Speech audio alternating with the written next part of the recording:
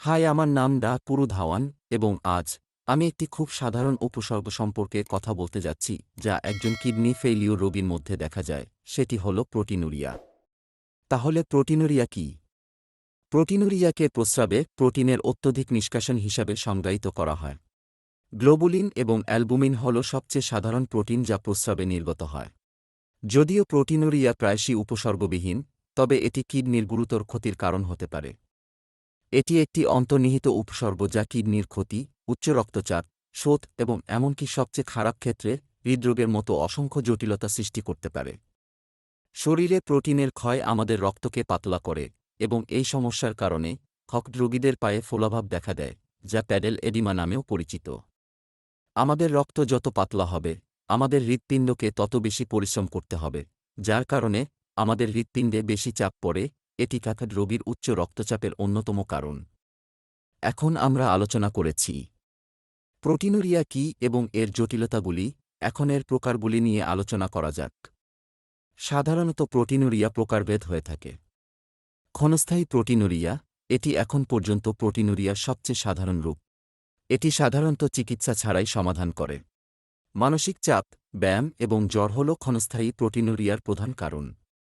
ক্রমাগত প্রোটিনুরিয়া ক্ষণস্থায়ী এবং ক্রমাগত প্রোটিনুরিয়ার বিপরীতে অন্তর্নিহিত কিডনি রোগ বা অন্যান্য চিকিৎসা সমস্যাযুক্ত ব্যক্তিদের মধ্যে দেখা দেয়। এটি একটি সূচক যে আমাদের কিডনি ক্ষতিগ্রস্ত হয়েছে এবং অবিলম্বে সঠিক চিকিৎসা প্রয়োজন। প্রোটিনুরিয়া কিডনি রোগের অন্যতম প্রধান উপসর্গ। তাই আমরা কিভাবে বুঝব যে একজন ব্যক্তি প্রোটিনুরিয়ায় আক্রান্ত কিনা? প্রোটিনুরিয়ার কিছু লক্ষণ ও উপসর্গ হল: ফেনাযুক্ত বা ফেনাযুক্ত প্রস্রাব, টার্বিড প্রস্রাব।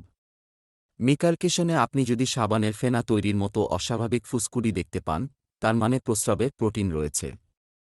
এখন আমরা জানি প্রোটিনুরিয়ার লক্ষণ ও উপসর্গ কী। এখন এর প্রতিরোধ ও চিকিৎসা নিয়ে আলোচনা করা যাক। কিন্তু কিডনি ফেইলিওর রোগীদের প্রোটিন ক্ষতির জন্য চিকিৎসার দিকে অগ্রসর হওয়ার আগে কিডনি ফেইলিওর রোগীর ক্ষেত্রে কী ভুল হয় তা বোঝা আমাদের জন্য খুবই গুরুত্বপূর্ণ। ঠিক আছে, কিডনি বিকল হওয়ার কয়েকটি বড় কারণ রয়েছে। তবে সবচেয়ে গুরুত্বপূর্ণ কারণগুলি হল উচ্চ রক্তচাপ বা উচ্চ শর্করার মাত্রা। এখন আসুন এই কারণগুলি সম্পর্কে কথা বলি।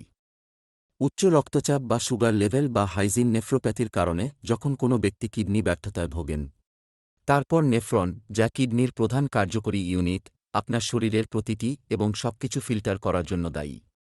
কিন্তু উচ্চ বিপি এবং সুগারের কারণে এটি শরীরের ভিতরে প্রোটিন রাখতে সক্ষম হয় না। প্রশ্ন হল, উচ্চ রক্তচাপের ক্ষেত্রে কি হয়?